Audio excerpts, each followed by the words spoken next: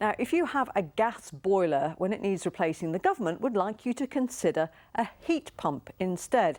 It's a vital part of the government's promise to meet climate change targets. Now, they're giving a grant to help with the switch. But from your emails and social media chatter, we know that plenty of you are interested in the idea, but also a little bit worried about actually what's involved. So our science correspondent, David Gregory-Kumar, is here with me to help explain all. So first of all, David, let's get this clear. Heat pump is designed to replace your old gas boiler. Yes, there's a big trade show at the NEC this week, so we thought it was a great chance to sort of look at all this.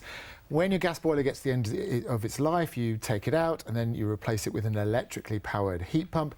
It does all the same things. It gives you hot water, heats your home, but it should be greener because it could be powered with green electricity, for example. It should last longer and you should save money month to month, but you might have bigger startup costs. Now, we asked the energy company Octopus to crunch some numbers for us about the Midlands. They actually now fit heat pumps, because why not? And they reckon about 1.9 million households in the Midlands could switch from gas to a heat pump at the end of the gas boiler's life. And they reckon that could save, about £100 just over 2 months. That seems to be pretty typical. And that's what one man, Alistair, found in Knowle. We went to talk to him about his new heat pump and how he was getting on with it. And here it is, taking up a bit more space than a bicycle and making no more noise than a domestic fridge. Meet one of the newest heat pumps in Knowle and its satisfied owner. We're sort of saving about, I'd say, about £50–60 a month, I would say, in our running costs. Plenty of hot water, but it was baking when we filmed, so the radiators were firmly off. But Alistair says his heat pump does a better job than his old gas boiler. Quite a cold winter from January, February time. We had it installed in January this year. And the heat across the house balanced was far better than it was with a gas central heating boiler. I mean, a lot of people say, when it gets too cold, they don't work and they're not going to keep your house warm. What was your experience? No, quite the opposite. It was quite a nice temperature throughout the house, and we didn't need to support it with any other heat at all. Alistair's pump was actually installed by his energy company, a sign perhaps that this is technology moving very much into the mainstream.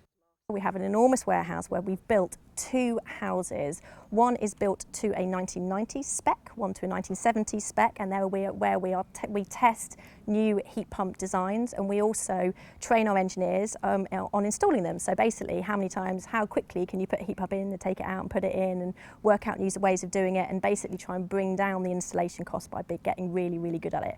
Okay. So will almost 2 million of us in the Midlands end up changing our gas boilers for one of these? Good question. Looking at social media, it's the installation that worries people. It is. So we thought we'd go along to this big trade show at the NEC. We found a Midlands company that for 30 years has been making the gubbins, the connectors that hook boilers into heating systems, and now they're doing more and more connectors for heat pumps. And they say this switch for the industry, moving away from traditional installation, is something that they may have a hard time with. All the manufacturers in this building produce a boiler in a white box. The installer actually does nothing, he just fits the boiler. Now with a heat pump, he has to buy the heat pump and then he has to choose which components he needs with it. And that choice is critical because most of them have not been trained on the right components. I have to say I learned a lot doing this report. So the advice is get some quotes, get a heat survey, energy survey before you have one installed. It may not be for you, you may need insulation or even bigger radiators, and that may put up the cost, but it shouldn't be too noisy and it should heat your home properly. Excellent, and I like the use of the word gubbins. Not heard often enough. David, thank you.